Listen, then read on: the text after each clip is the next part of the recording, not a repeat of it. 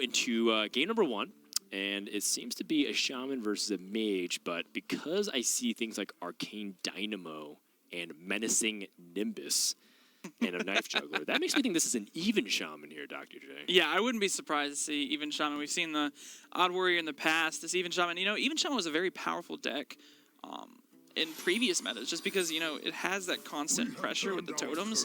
And then there's a lot of new even cost cards that give a lot of benefit. For instance, we're seeing one right now in the form of Thunderhead, just a very powerful card overall. I wouldn't even be surprised to see the new 0 mana deal 1 damage to all minions that overload you for a little bit. Yeah, I too know the name of the card, but am waiting to see if you know it. I too also know the name of the card, but I'm not going to budge, Nan. Yeah. Let's move on. Trump has the Menacing Nimbus on 2 with the Earthen Might, and that's some powerful tempo. But you see the tempo mage that you were talking about, or some of the powerful spell damage boosts with Shooting Star and Celestial Emissary. And here's another card potentially too, Unexpected Results. Now, that card is a 4-mana spell that says whenever when you play this, summon 2 minions that get improved by spell damage, meaning that you can get 2 2-mana cards, or if you get +1 spell damage, you get 2 3-mana cost cards, and so on and so forth. The only problem that I see with the +2 spell damage that seems to be going on is that 4-mana minions tend to be a little bit lower on the power curve than you'd like it to be traditionally. So I like that Tom here is favoring a board clear as opposed to trying to rush out minions with the unexpected results.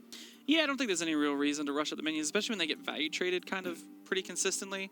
Also, though, you got to be careful with that card. You don't want to play that card and then coin. And it almost looked like Tom was looking at that play a little bit. Maybe it was too late. Maybe he played the Celestial Emissary. He's like, oh no, I can't do this. I can't commit now. I think they're laughing. I think that was the case. That's what it was. I think Tom rushed it and he's like, yeah, I meant to Shooting Star. He's laughing so hard. That's exactly the case. I think that's exactly what it was. Yeah, if you coin before the unexpected results, you give spell damage to your coin, which means nothing happens. And we've seen this happen multiple times, whether it's at the pre-release with Alex Strasza or even on Disguised Toast stream. It's kind of like when patches first came out and people would automatically end their turn. Yes, without attacking. Or prep the coin in some really bad scenarios. Looks like the elemental gain from Earthen Might was just a Magma Rager, which is not what you really want to see. So a couple of vanilla minions again, Greymane and Magma Rager, but Trump and Team America still have some pretty good stuff going on. Yeah, I mean, not the most impactful 2-drops there, but it's still pretty strong. Even fitting in the Hero Power just to get rid of that 4-1, that's a little, I mean, sometimes minions can be annoying, especially when you can trade up. I mean, that was kind of like a miniature call to arms, if you ask me. It really was. Yeah. You just pull out a couple 2-drops with, for 2 mana, clear the board a little bit with Knife Juggler. Very threatening in its own right, but with another Merc Spark Eel picked up, that is devastating. Yeah, it really is. Being able to clear off that Knife Juggler, making sure none of those juggles come in. Can even take the value trade with the other Merc Spark Eel and just go ahead and clean up that 3-1. It's looking really good for Trump on the America side here. I mean, that's just one thing that Even Shaman does so well. It gets the board and it just kind of keeps it.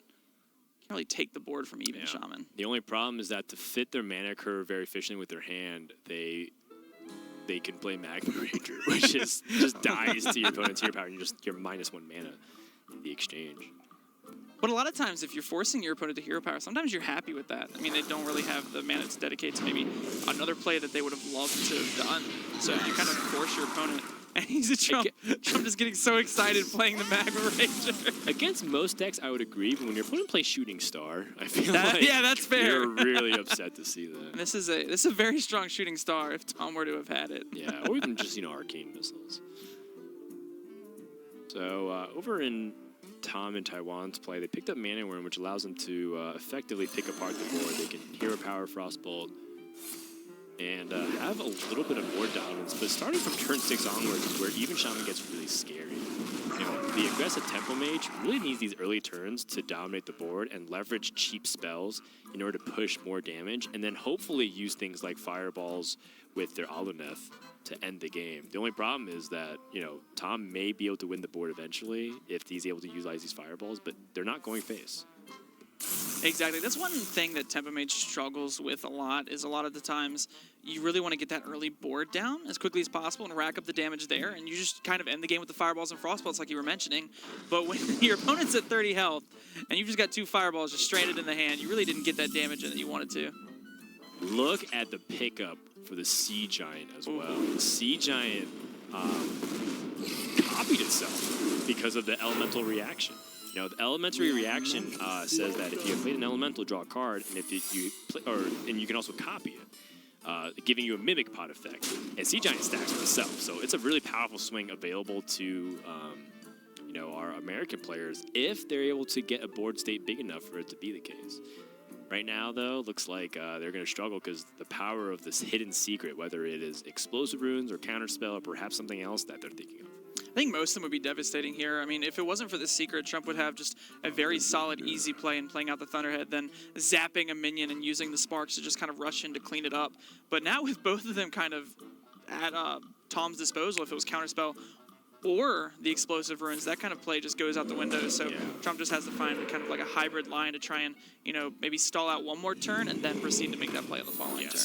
And explosive runes doesn't kill the Sea Giant, but damages it pretty significantly. And this is a really good shooting star setup again. This is really fearsome. And then this just shows you the power of the secret. Does Trump want to utilize the zap to eliminate some of that damage now on the Mana Worm? I almost feel like you have to.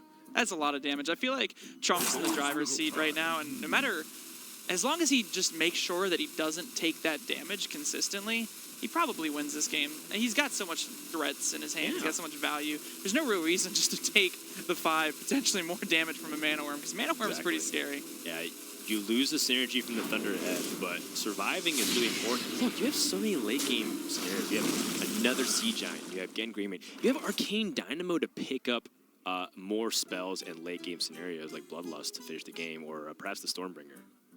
The Stargazer Luna, though.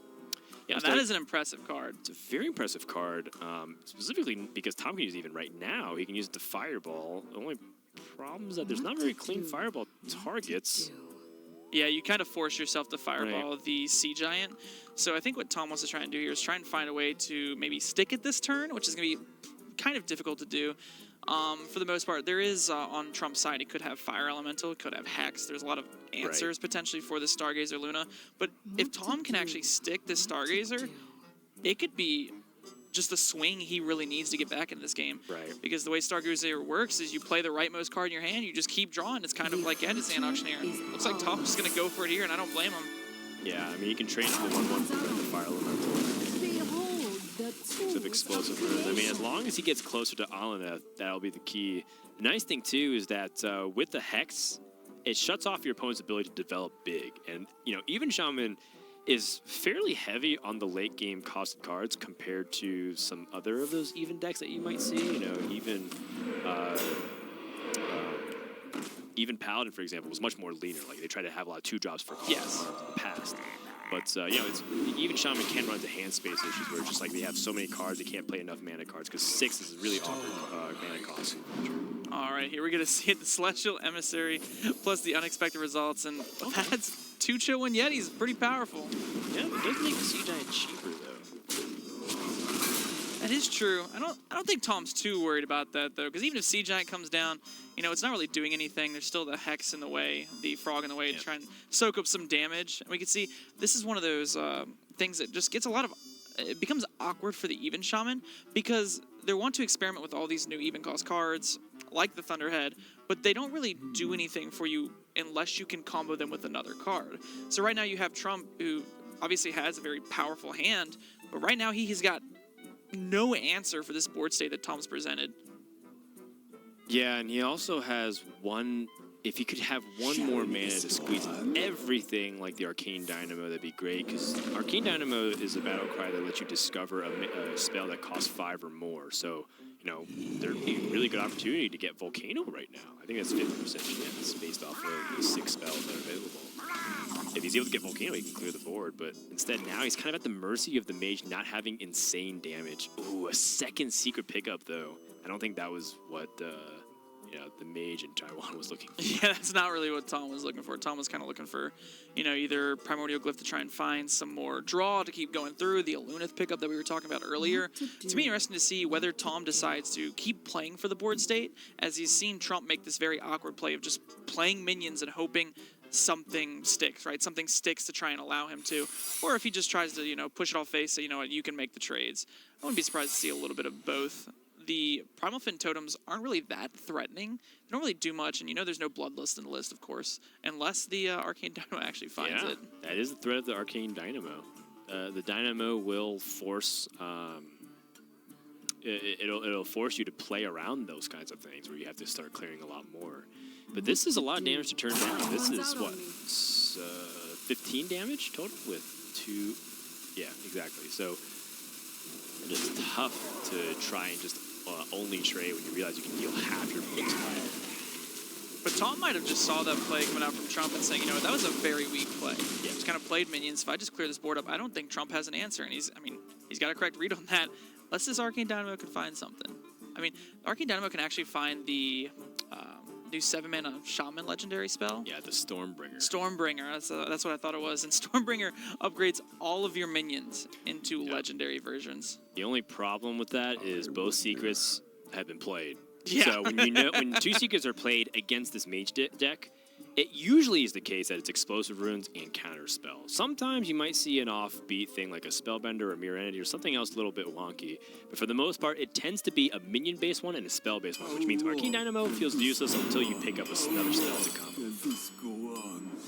You actually see there Trump opt for the 3/4 body, and that's just trying to make sure that he can test. It looks like he's actually going for the Gengrave, and just going to go ahead and hold off on that Arcane Dynamo. I kind of like this, just wants to make sure he has as much pressure on the board as possible, because even if he gets the Arcane Dynamo, let's say he whiffs on the spell, first of all, he can't even cast it, because he knows that counterspell on the other side. But even if he were to whiff on the spell and say it's not counterspell, you would rather have the 6/5 body on the board rather than the 3/4, so I think that's a good recognition. Here we see the issue with Tempo Mage of, you know, you played all your cards, you fought for board, but your opponent's got 27 health. Yeah, but it's been a board control game, and now we'll see whether or not Trump can pick up something big here. It gets Fire Plume Phoenix, and a lot of those even shamans were transitioning more towards an elemental package because of Kalamos, the Primal Lord, which allows you to choose an assortment of enchantments to destroy your opponent's board or summon your own. Not a bad pickup here in this spot. We'll see. Let's first find out what he picks up off of the Arcane Dynamo. Looks like it was Bloodlust Volcano. Bloodlust Volcano and Eureka. And Eureka is the new 6-mana spell that allows you to summon a minion from your hand. I believe it's a random minion from your hand. A lot of times, I actually believe I've seen a bunch of like Malygos Shaman lists running around where you try and cheese out the Malygos with Eureka and try and put as much spell damage on as possible. Oh, yeah. Oh, there's that shooting star we've been talking about the whole series. That would have been really good earlier on. Yeah, just a little bit late for what Tom would prefer. Trump, of course, trying to push for the lethal damage with Bloodlust. If he picks up another spell, like Zap. Oh, there's another spell. Here we go. America on the board. Activating the counterspell first for the Bloodlust, and that is why Arcane Dynamo has seen play for exactly 12 damage. Is that the only reason it saw play was for that exact 12 damage? No, it just shows you that you have that finisher with the even shaman. It allows you to do things you typically wouldn't be allowed